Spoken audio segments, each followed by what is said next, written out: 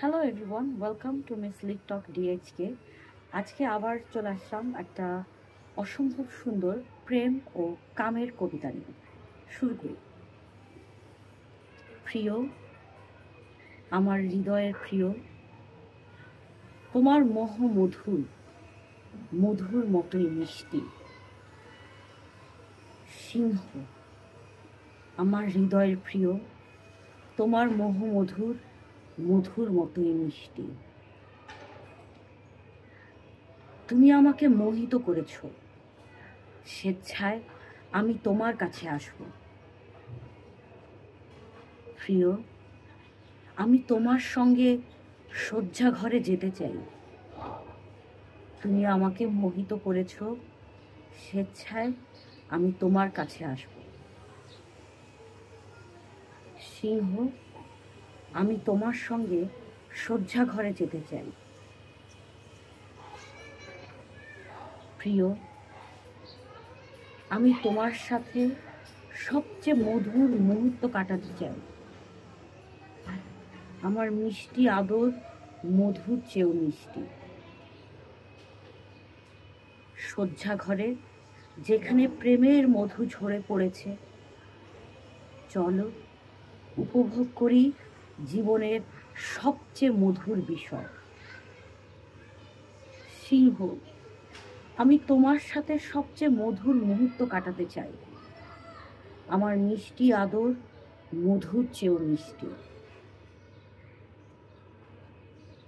প্রিয়,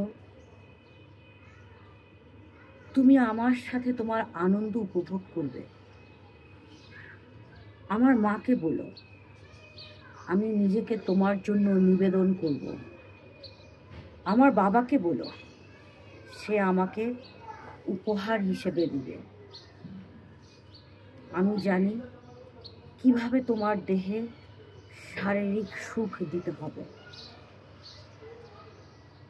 প্রিয়, আমাদের বাড়িতে ঘুমাও সূর্যোদয় না হওয়া পর্যন্ত। আমি জানি কিভাবে তোমার হৃদয়ে আনন্দ পৌঁছাতে হবে। সিংহ, আমাদের বাড়িতে ঘুমাও সূর্যোদয় না হওয়া পর্যন্ত।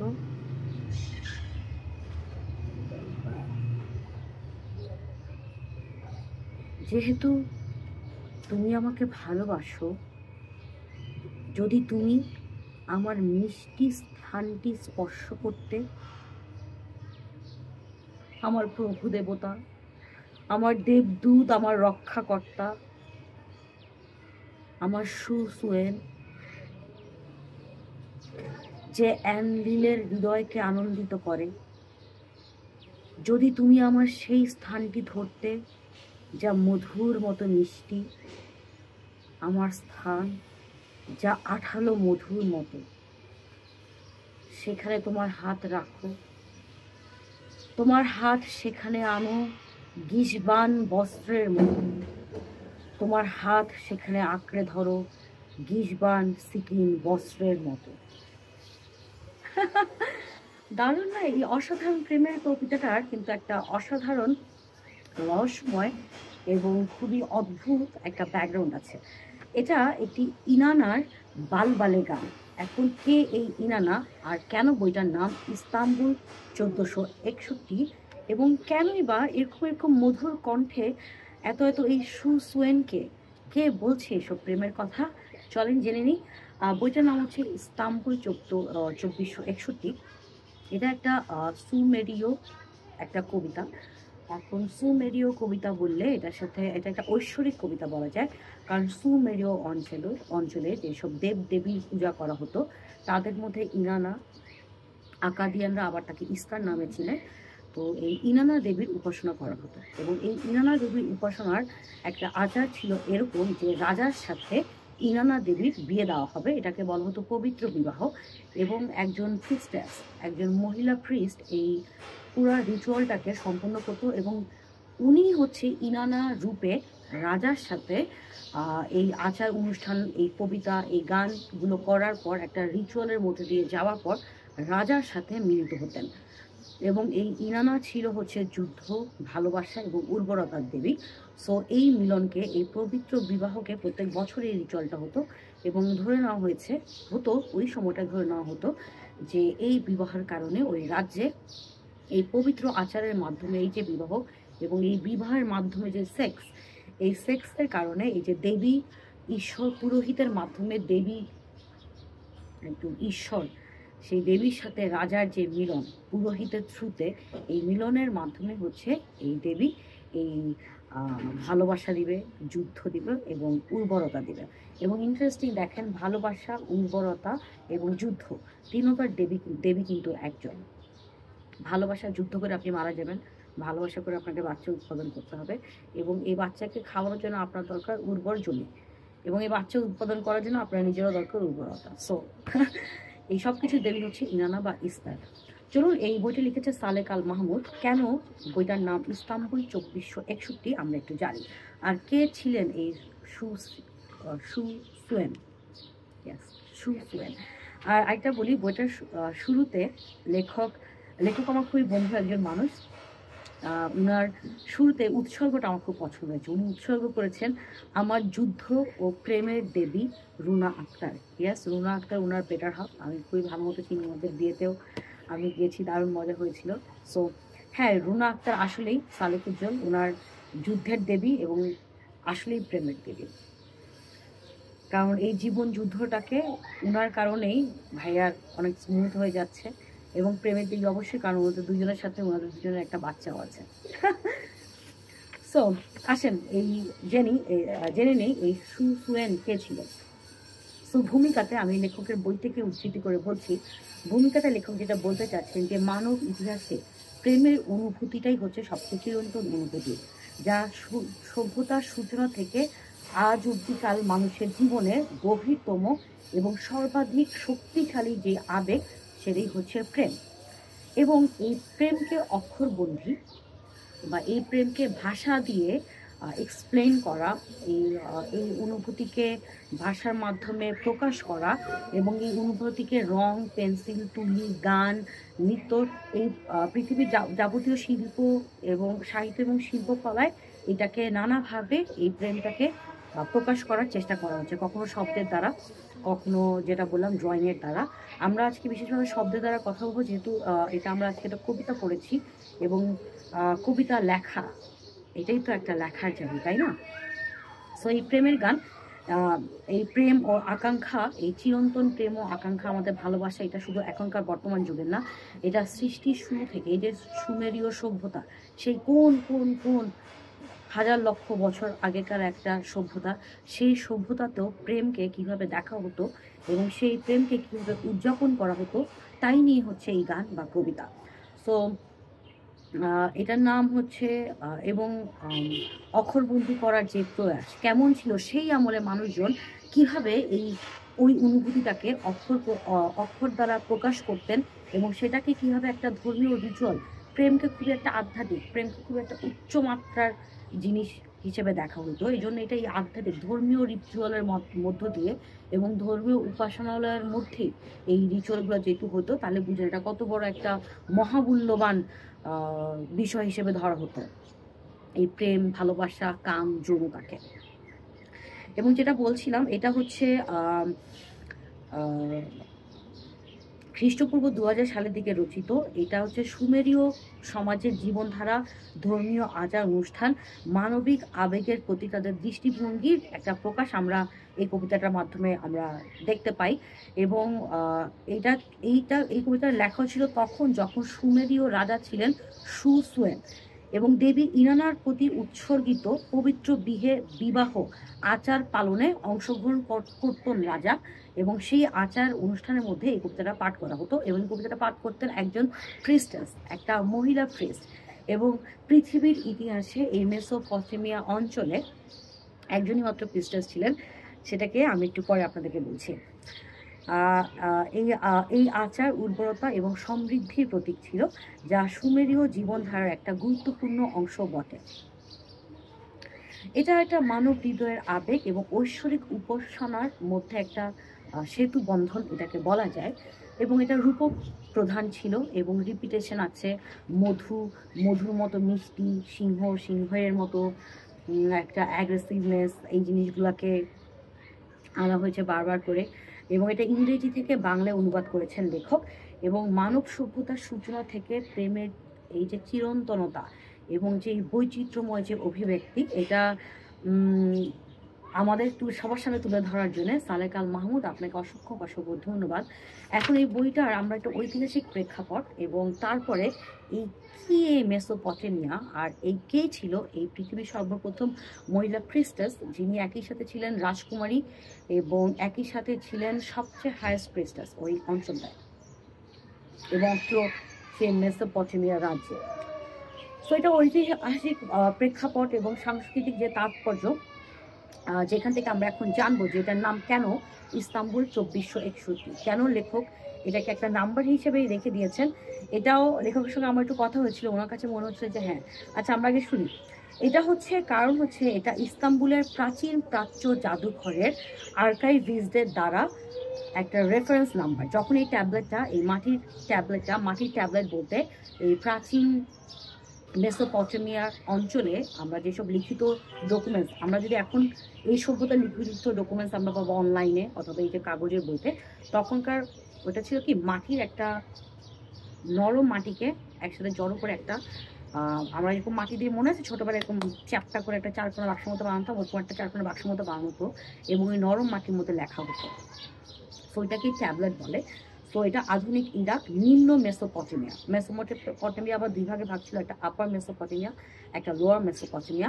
তো এটা নিম্ন মেসোপটেমিয়ার আধুনিক ইরাকে এই ট্যাবলেটটা পাওয়া যায় এবং এই ট্যাবলেটটা ইস্তাম্বুলের প্রাচ্য জাদুঘরে যখন আনা হয়েছিল, সেখানকার আর্কাইভিস্টরা যারা আর্কাইভিং করে তারা এই রেফারেন্স নাম্বারটা দিয়েছিল ইস্তাম্বুল 2461। সো এটা হচ্ছে নিমপুরে পাওয়া গেছে বর্তমান ইরাকের। এটা অনেককাল ধরে মিউজিয়ামে ছিল, ইস্তাম্বুলের জাদুঘরে ছিল, সেগুলো অত ডিটেলস আমি জানছি, আমি ইন্টারেস্টিং পার্টগুলো পড়ি। এটা সুমেরীয় সভ্যতার সময় আনুমানিক খ্রিস্টপূর্ব 2037 থেকে 2029 অব্দে উর নগর রাষ্ট্রের তৃতীয় রাজবংশের চতুর্থ রাজা সুসুয়েনের শাসনকালে রচিত হয়েছে। কবিতায় 29টি লাইন রয়েছে এবং এর লেখক অজানা, কিন্তু আমার বিশ্বাস আমি যাকে লেখক ভাবছি এটার লেখক সেই। এই কবিতাটির আরেকটা নাম আছে, এটি বর আমাদের বাড়িতে ভোর পর্যন্ত রাত কাটাও, বা সুসুয়েনের একটি প্রেমের গান, বা সুসুয়েন বি নামেও এটা পরিচিত।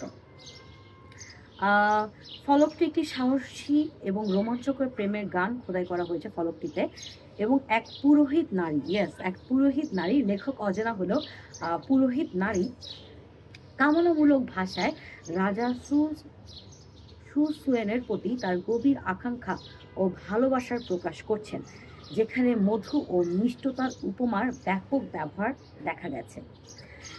এটি একটি খালি প্রেমের কবিতাও না, এটি একটি পবিত্র আচার অনুষ্ঠানেরও অংশ। বিশ্বাস করা হয় এই শব্দগুলো প্রকৃতপক্ষে একটি ধর্মীয় অনুষ্ঠানে পুরোহিত এবং রাজা সুসুয়েন দ্বারা মঞ্চায়িত হইতো, একটা পৌরাণিক কাহিনী নাট্যরূপ হিসেবে। হয়তো ওখানে কোনো একটা আগুন জ্বালা হতো, ফুল থাকতো, ফল থাকতো, ওনারা হয়তো একসাথে ঘুরে ফিরে বা কোনো না কোনোভাবে, সেটা আমরা জানি না কীভাবে ঠিক আসলে মধ্যে এই রিচুয়ালটা হতো। সেই রিচুয়ালটা হতো দেবী ইনানাকে উদ্দেশ্য করে, যিনি ছিলেন প্রেম, উর্বরতা, যেটা আগে বলছি যুদ্ধের দেবী, তাকে উৎসর্গ করে এই পবিত্র বিবাহ নামে একটা আর্চনা হইতো, ধর্মীয় আচার হইতো। সেখানে রাজা এবং পুরোহিত একটা আচারের মধ্য দিয়ে যেতেন এবং প্রত্যেক বছর প্রতীকীভাবে দেবী ইনানার সাথে পুরোহিতের মাধ্যমে দেবী ইনানার সঙ্গে বিবাহ বন্ধনে আবদ্ধ হতেন, যে আসন্ন বছরের উর্বরতা এবং তার নগরের সমৃদ্ধি অর্জনের জন্য। এবং এটা ছিল উর অঞ্চলে। এবং এটার সাথে রাজা সুসিনের মেষ পালকদের দেবতা দুমুজকেও প্রতিনিধিত্ব করতেন এই দেবী ইনানা।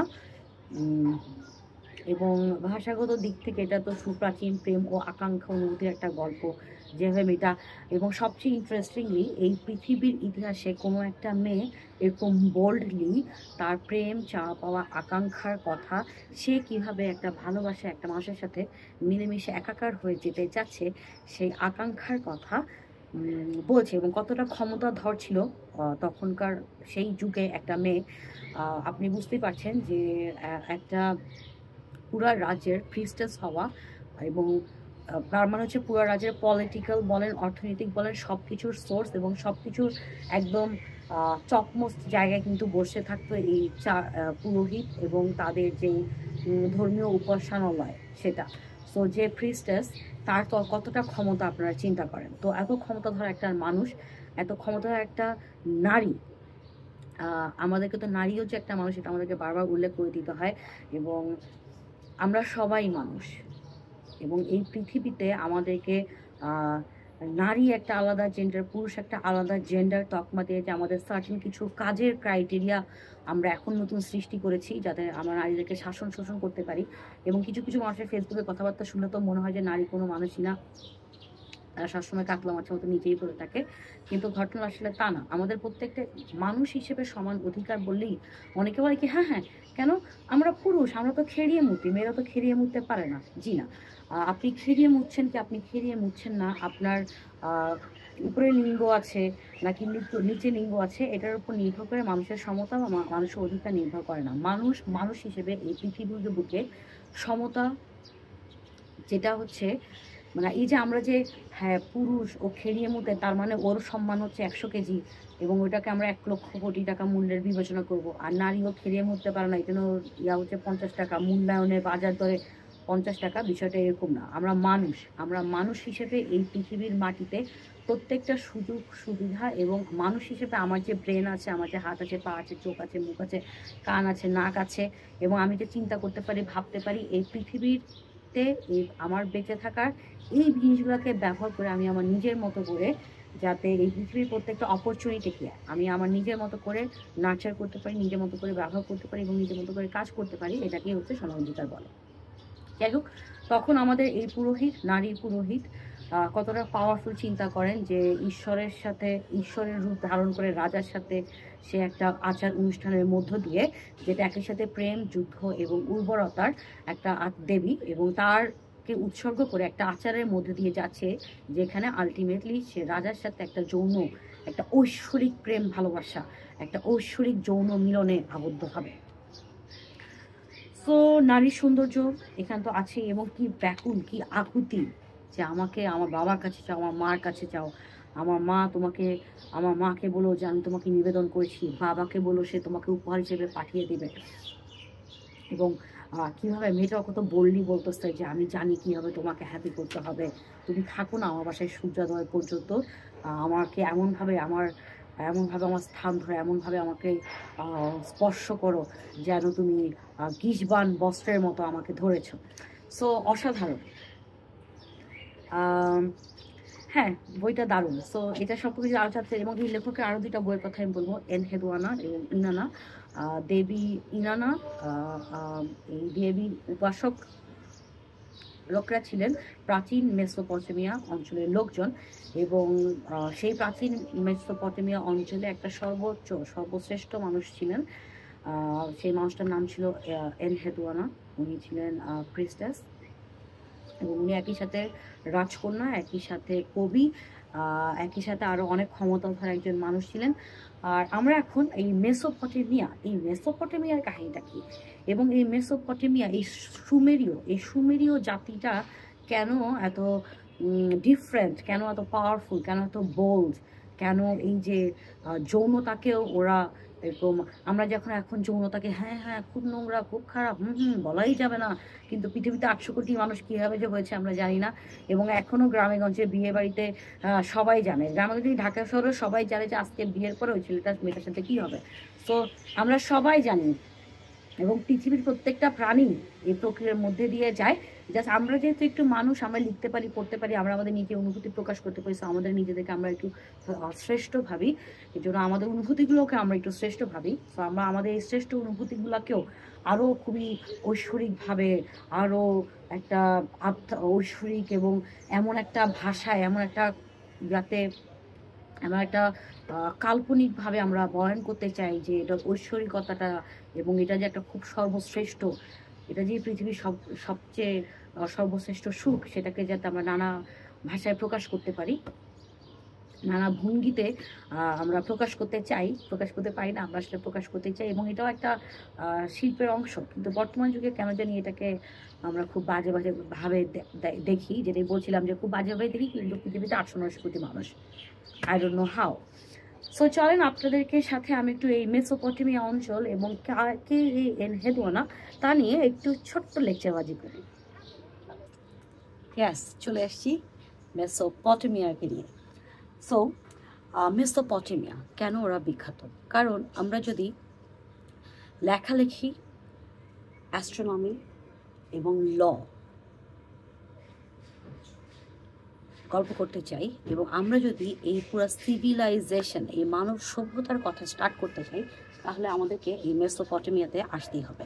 এই মেসোপটেমিয়া, যার গ্রিক অর্থ হচ্ছে the land between two rivers. এই যে দুইটা নদী, এই যে আমি এঁকেছি, এটা ম্যাপটা খুব ভালো একটা ম্যাপ হয়নি, তারপর আমি নিজে বোঝার জন্য এবং সাথে আপনাদেরকে বোঝানোর জন্যে, যে এই যে এখান থেকে নদী, এই একটা নদী এখানে চলে গেছে, একটা নদী এখানে চলে গেছে, একটা হচ্ছে ট্রাইগ্রাস, একটা হচ্ছে ইউফ্রেটিস। এই ইউফ্রেটিস আর ট্রাইগ্রাস নদীটা এসে আবার পার্সিয়ান গলফে এখানে মিশে গেছে। এবং এই ট্রাইগ্রাস আর ইউফ্রেটিস নদীর এই যে দুই ধার ঘেঁষে দেখেন, এই পুরা চাংটা নদীর এই পাশ ওই পাশ মাঝখানে অংশটুকু নিয়ে এই উপরে হচ্ছে সিরিয়া, এই পুরা বিশাল বড় এই ল্যান্ড চাংটা হচ্ছে ইরাক। এটা আমি বর্তমান যুগের ম্যাপের কথা বলছি, ইরাক। আর এই নিচে এই ছোট্ট অংশটুকু এটা হচ্ছে কুয়েত, যেটা অনেক অনেক হাজার বছর কাল আগে, আমরা যেই সময়কার মেসোপটেমিয়া যুগের কথা বলছি, সেই সময়কালে এই অঞ্চলটুকুতে এই জায়গাটা ছিল উরুক, এখানে ছিল ব্যাবিলন, এই পাশে ছিল আকাদ, এখানে ছিল এই পাশটায়, এই উপরে এই জায়গাটায় নদীর এই পাশটায়, এই সিরিয়ার সাইডে নিনেভ, এই পাশে ছিল নিমরুদ, এই পাশে ছিল আশুর, আর এইটা হচ্ছে হ্যাঁ ব্যাবিলন এই পাশে ছিল, আর আখ হচ্ছে এই পাশে। এই যে ডটগুলো দেখছেন, এই ডটগুলো ছিল প্রাচীন আমলে এই টাইগ্রাস আর ইউফ্রেটিস নদীর দুই পাশে ঘিরে ব্যাবিলন, উরুক, এই যে এটা ছিল এটা উরুক, এটা ব্যাবিলন। নদীর এই পাশে এটা হচ্ছে সিরিয়ার এই পাশটায় ছিল নিমরুদ, সিরিয়ার এই যে উপরের এই জায়গাটায় প্রাচীনকালে ছিল হচ্ছে নিনেভে, এই পাশটায় ছিল আশুর, এই পাশটায় হচ্ছে আকাদ। এই সব কিছু, এই প্রত্যেকটা ছোট ছোট ক্ষুদ্র সিটি মিলেই প্রাচীনকালে ছিল মেসোপটেমিয়া। এই সবগুলো ছোট ছোট সিটি একসময় আকাদিয়ান এম্পায়ারের হাতে চলে যায়, এবং পরে আকাদিয়ান এম্পায়ার, যেটা 6000 ইয়ার্স আগে বলছি, এই সিটিগুলো 6000 ইয়ার্স আগে, 6000 ইয়ার্স বিসি। আর এই সবগুলো ছোট ছোট সিটি হচ্ছে আকাদিয়ান সাম্রাজ্যের হাতে চলে যায়, এবং আকাদিয়ান সাম্রাজ্য পরে অ্যাসিরিয়ান এবং ব্যাবিলনিয়ান এম্পায়ার, দুইটা এম্পায়ারে বিভক্ত হয়ে যায়।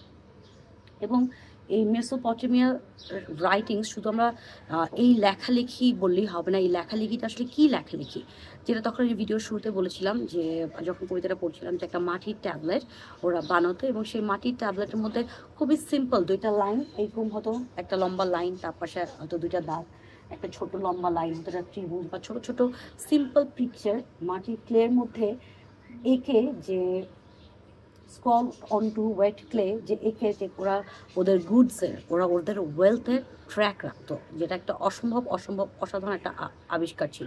এবং ব্যাবিলনিয়ান যারা ছিলেন, যারা ব্যাবিলনে থাকতেন, তারাও ম্যাথমেটিক্সের অসম্ভব ভালো ছিলেন, এবং তারা অ্যাস্ট্রোলজিতেও খুবই ভালো ছিল। তারা দিনকে 60 মিনিটে, ওরা 60 সেকেন্ড 60 মিনিট এবং 7টা যে দিন আছে, এরকম করে টাইম ফ্রেমকেও তারা ভাগ করতে পেরেছিল।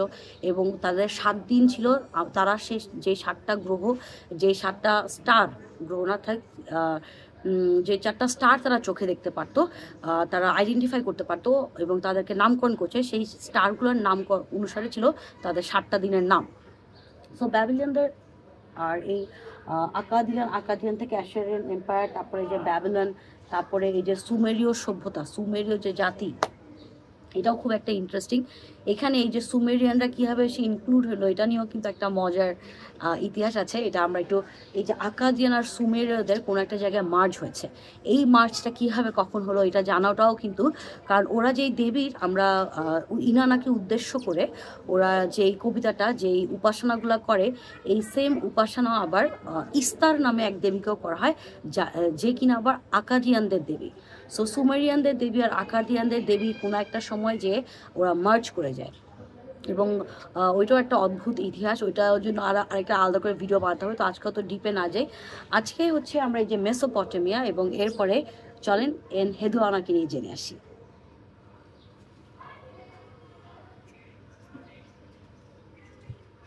Yes, priestess, female priest, the first female priestess Enheduanna. 23rd century BCE-তে মেসোপটেমিয়া, মডার্ন যে Iraq, daughter of Sargon of Akkad, the king who established Akkadian Empire. Akkadian Empire যে রাজার হাত ধরে, সার্গন অফ আকাদ, যার হাত ধরে এই আকাদিয়ান এম্পায়ার সৃষ্টি হয়েছে, তারই কন্যা ছিল এই এনহেদুয়ানা, এবং তিনি ছিলেন দ্য ফার্স্ট ফিমেল প্রিস্টেস, প্রথম মহিলা পুরোহিত। আর উনি 23rd সেঞ্চুরি BCE-তে মডার্ন ইরাক, বর্তমানে মেসোপটেমিয়াতে উনি জন্মগ্রহণ করেন, এবং উনার বাবা হচ্ছে আকাদিয়ান এম্পায়ার স্ট্যাবলিশ করেন, এবং উনার বাবাই ওনাকে অ্যাপয়েন্ট করেছেন the highest priestess of the moon god Nanna. Nanna ওদের মুন গড ছিল, এবং ওইটা তাদের সর্বশ্রেষ্ঠ পর্যায়ের একজন ঈশ্বর ছিলেন। সেই ঈশ্বরের মন্দিরের পুরোহিত হিসেবে এনহেদুয়ানাকে তার বাবা অ্যাপয়েন্ট করে। দেখেন, ক্ষমতাধর রাজা উপাসনালয়ের মতো একটা জায়গায় নিজের মেয়েকে ক্ষমতায় বসিয়ে রেখেছে, তার মানে কতটা দখল তার সোসাইটির উপর থাকবে, কীভাবে কত ডিপ, কত রুট লেভেলে সে সেই দেশের মানুষকে শাসন করতে পারবে। এখান থেকে কিন্তু বোঝা যায় খুবই বুদ্ধিমান মানুষ। সো এটা আবার ছিল সুমেরিয়ান সিটি উরে। এই যেটা বলছিলাম যে আকাদিয়ান আর এই সুমেরীয়রা কীভাবে মার্জ হয়ে গেছে, এটা নিয়ে একটা সম্পূর্ণ আলাদা ভিডিও বানাতে হবে। সো এটা আপাতত না, আপাতত আমরা বলে জাস্ট এই এনহেদুয়ানা এবং এই আমরা যেই পড়ছিলাম যে প্রেমের কবিতাটা, সু সুয়েনের প্রেমের গান, তার সাথে আমাদের রিলেটেড ওই পটভূমিটা বুঝতে, যে কোথায় ছিল আসলে এই জায়গাটা, ওইটা বুঝতে যতটুকু দরকার এই ভিডিওতে আজকে শুধু অতটুকুই আমি বলবো। সো এই যে সুমেরিয়ান সিটি উর, এই সুমেরিয়ান সিটির যে দেবী, তার নাম ছিল আমরা ইনানা, যেটা বলেছি লাভ, ওয়ার আর ফেরিলিটির দেবী, এবং সুমেরিয়ানরা এটাকে ইনানা ডাকতো। আর আকাদিয়ান এম্পায়ার, ব্যাবিলোনিয়ান্স অ্যান্ড অ্যাশেরিয়ান্স ওনাকে ইস্তার ডাকতো। যেটা তখন বলেছিলাম যে আকাদিয়ান এম্পায়ারের হাতেই এই ছোট ছোট যতগুলো আমরা তখন যেই ছোট ছোট নগরগুলো দেখিয়েছি, এরা সবাই আকাদিয়ান এম্পায়ারের আন্ডারে চলে আসে।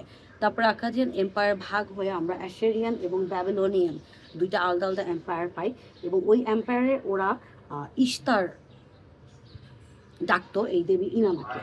এবং এই যে দেবী ইনানার জন্যে একটা সেক্সুয়াল অ্যাক্ট, এই ইনানাকে উৎসর্গ করে একটা ধর্মীয় আচার হতো, যেটাকে আমরা এখন টেম্পলের ভিতরেই একটা সেক্সুয়াল অ্যাক্ট হতো, যেটাকে কনসিডার করা হতো যে একটা form of devotion and the religion ritual, একটা ধর্মের মধ্যে খুবই ডিভোটেড কোনো একটা আরাধনার মতো, খুবই ডিভোটেড একটা প্রার্থনার মতো করে ওই যৌন মিলনের যে উৎসব সেটা পালন করা হতো, যে ওই যৌন মিলনের যে রিচুয়াল সেটা আসলে পালন করা হতো উৎসবের মধ্য দিয়ে, এবং ইট ওয়াজ ডিভোটেড টু ইস্তার অথবা ইনানা।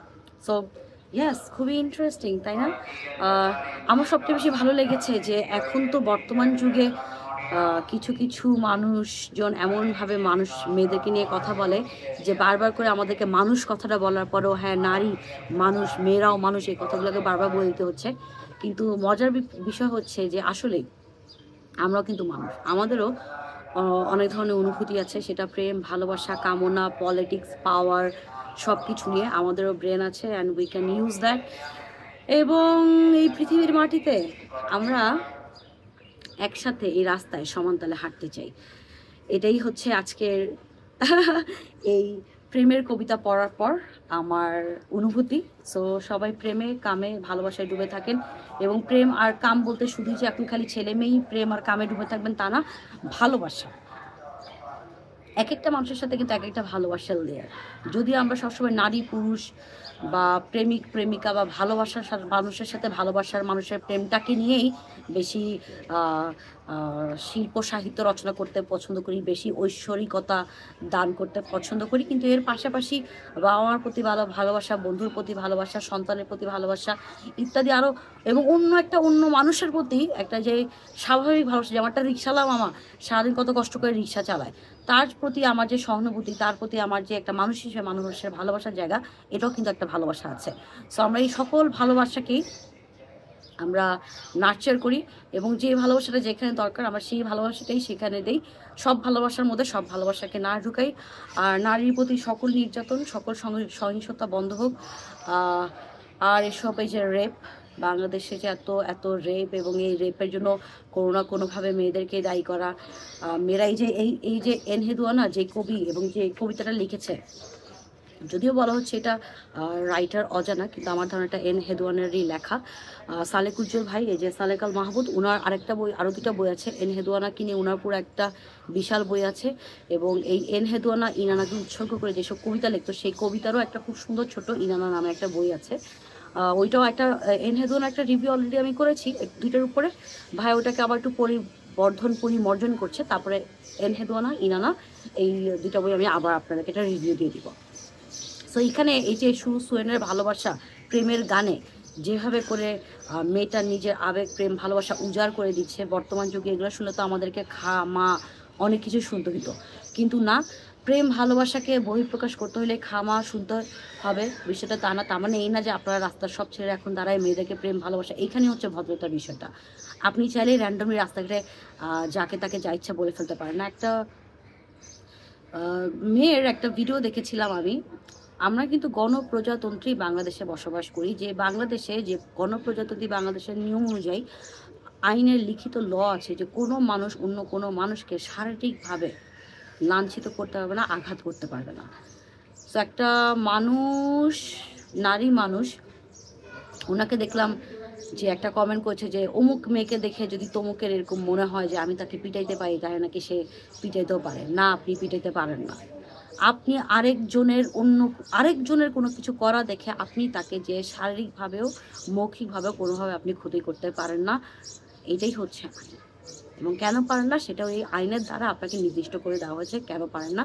কারণ মানুষ, পৃথিবীতে সবার আগে সবচেয়ে বড় সত্য কথা হচ্ছে আমরা সবাই মানুষ, এবং আমাদের প্রত্যেকটা মানুষেরই এই যে চিরন্তন প্রেম ভালোবাসা নিয়েও কিন্তু আমাদের সবার সমান অনুভূতিও আছে, আবার একটু ডিফারেন্ট অনুভূতিও আছে। যেহেতু আমরা মানুষ, কিছু না কিছু ডিফারেন্স তো আমাদের মধ্যে থাকবেই। সো আজকে অনেক কথা বলে ফেললাম। সো আজকের মতো বিদায় নেই। ইস্তাম্বুল 2461 সাগ্নিক প্রকাশনী থেকে বের হওয়া বিশ্বের প্রাচীনতম প্রেমের কবিতা, বিশ্বের প্রাচীনতর ক্ষমতাধর নারী এনহেদুয়ানার। সো সবাই পড়তে পারেন। ভালো থাকবেন। বাই।